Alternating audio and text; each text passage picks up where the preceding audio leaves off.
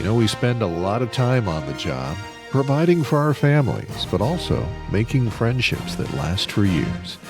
But sometimes we struggle, perhaps more with our coworkers than with the tasks of the actual work itself on the job.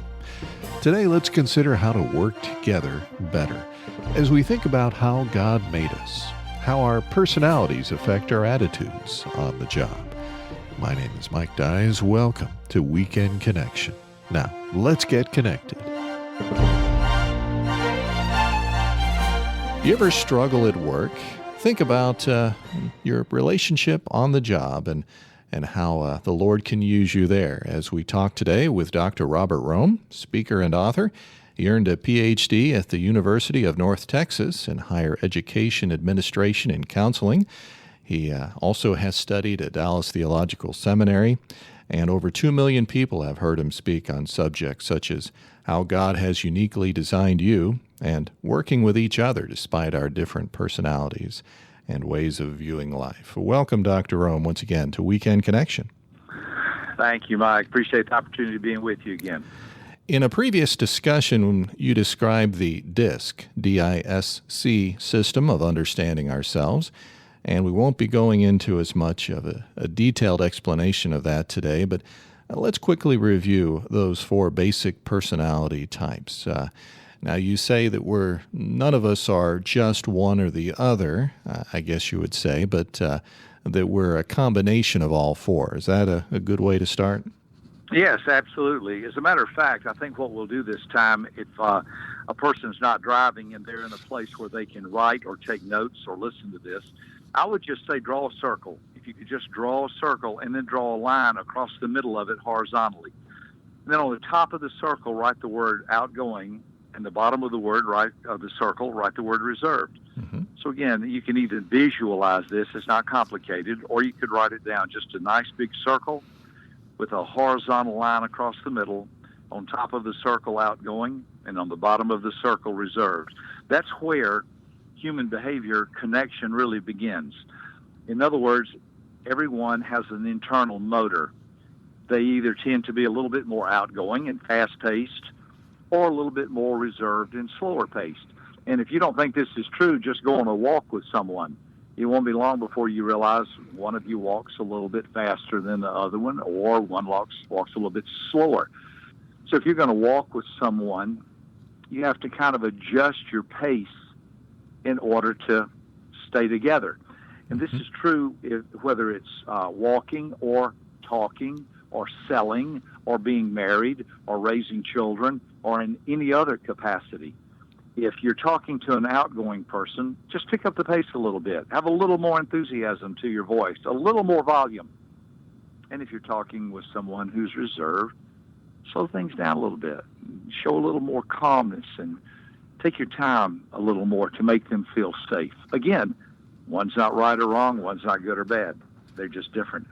When I was working on my Ph.D., I took classes about my doctoral minors in psychology and counseling about mirroring behaviors and how to connect with your clients. And we learned all kind of things about lean to the left, lean to the right, lean forward, cross your arms, don't cross your arms.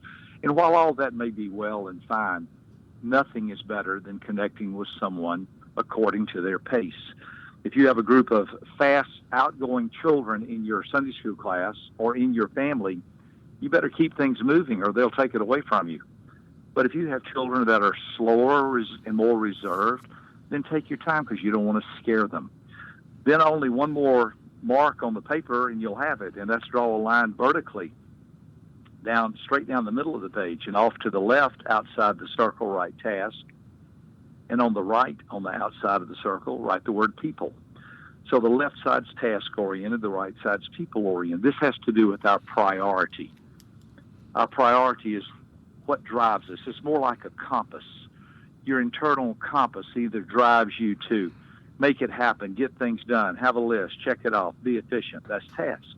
Or take your time and love people and have a nice word and give everybody a hug and smile and be gentle and kind and thoughtful and laugh a little more. And remember, we're human beings, not human doings. And so these are two very, very different sides. But if a person can look at that That is the model of human behavior. This works on 6 continents.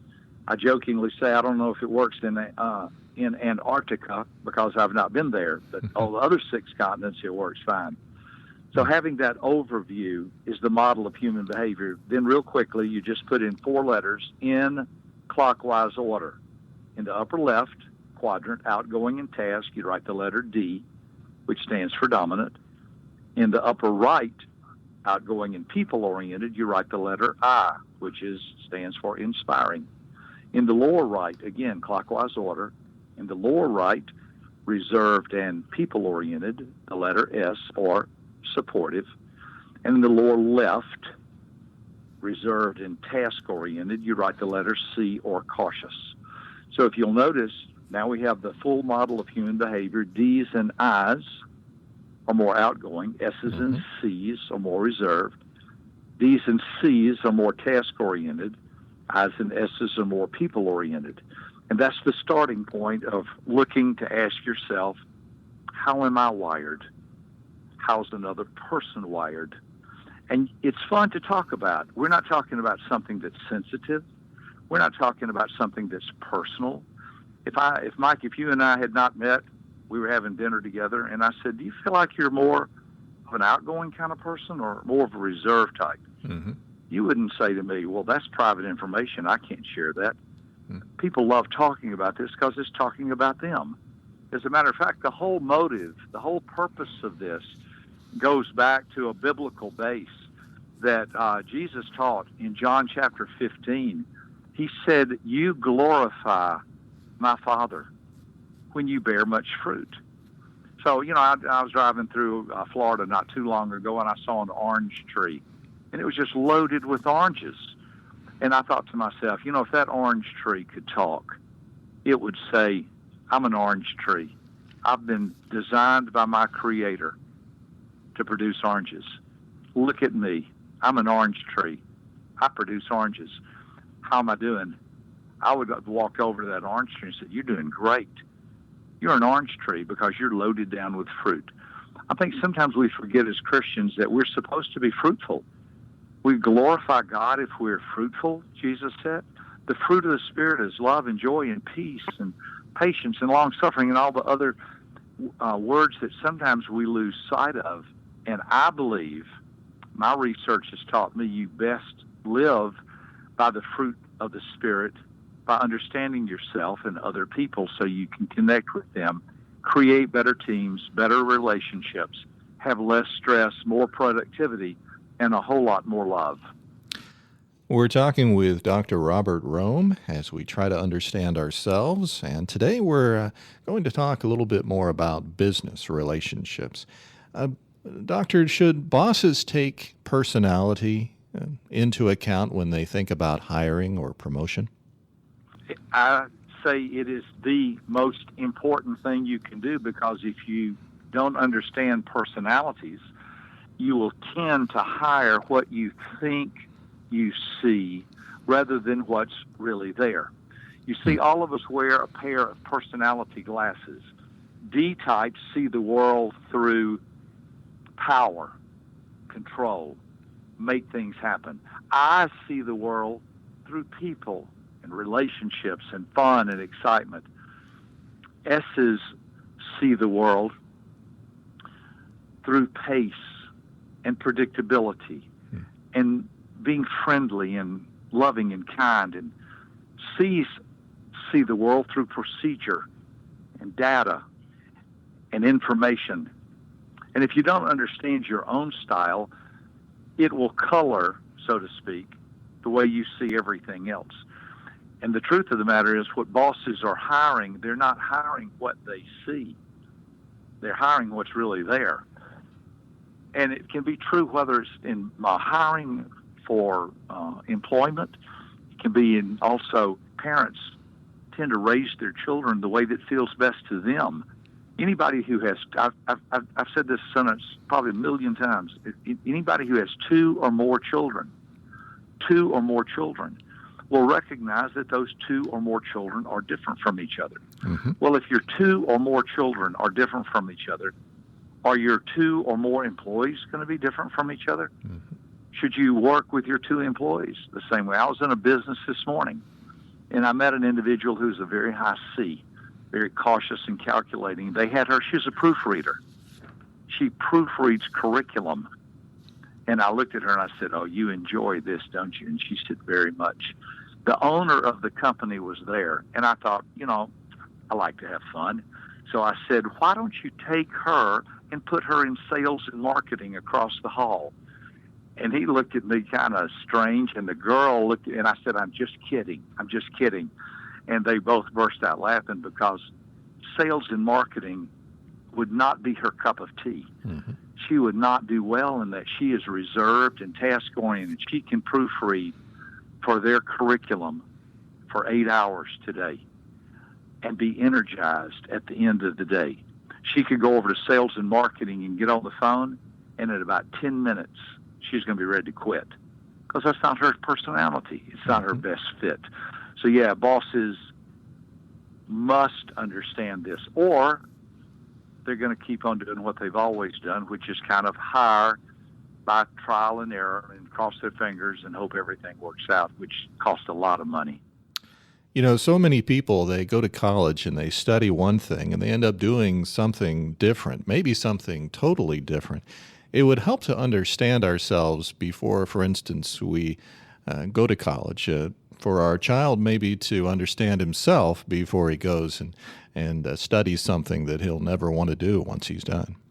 You're exactly right. I mean, why in the world would someone want to go to school with the massive amount of expense that college is going to be, go for 4 years, get a degree, and never use it?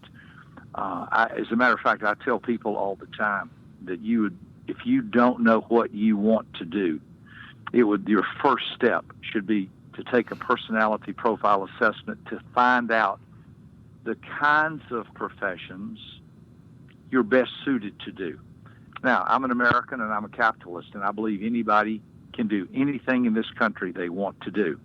But I would follow that sentence up real quickly by saying, however, I believe with all my heart, there will be some things you will enjoy doing more than others. We're talking with Dr. Robert Rohm, who has written or co-written over 20 books, and we are running out of time quickly. Let me mention a few areas, 2 or 3 things, and you tell me how the different personalities would tend to look at these things. For instance, I have a deadline in business. How would the dominant person or the cautious person tend to look at that differently? Yeah, the dominant person, if you worked for them and you had a deadline, you better hit that deadline.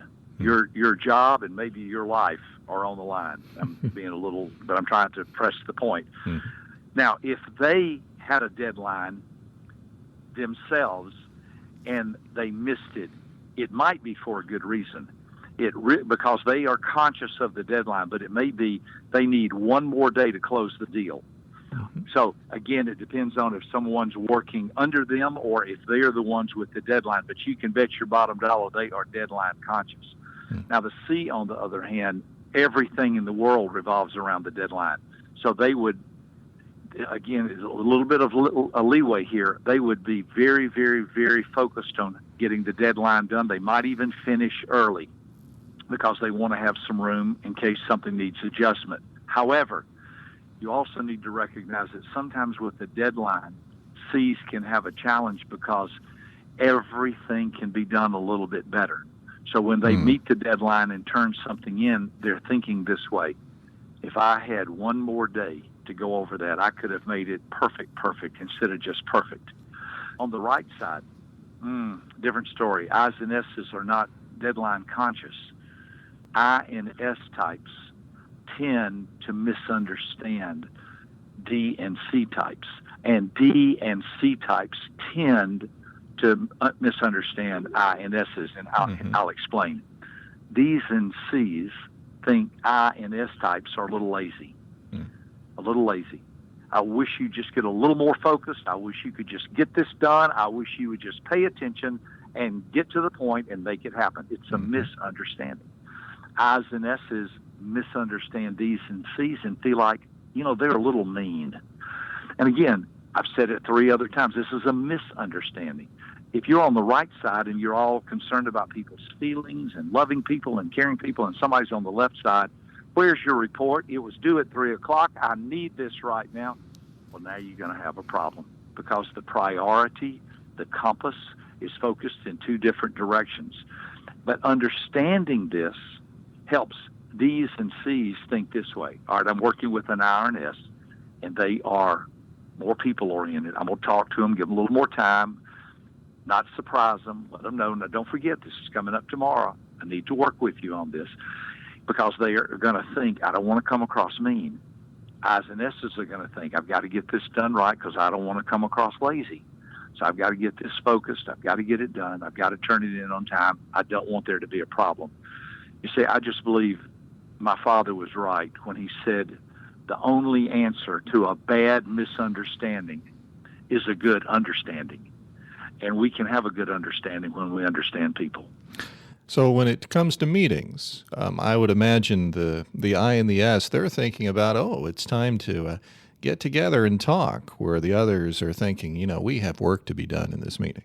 That's exactly right. I's and S's go to meeting just so I can have something to eat and talk and have a little bit of fellowship.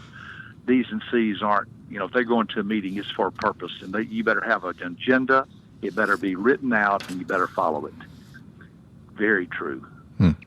Well, we have come to the end, but let me give you a chance to say one more word. Is there something perhaps we haven't covered when it comes to working together on the job that you'd like to mention? If you put people where they're best suited to do based on their personality, then that's where they're going to sparkle and shine.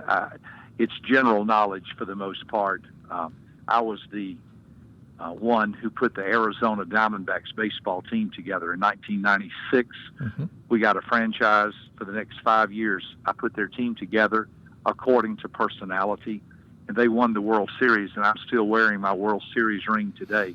When I was working with Don Mitchell, who is the general scout, overall the scouting for the Arizona Diamondbacks, he told me, he said, I want to have all D's on this team.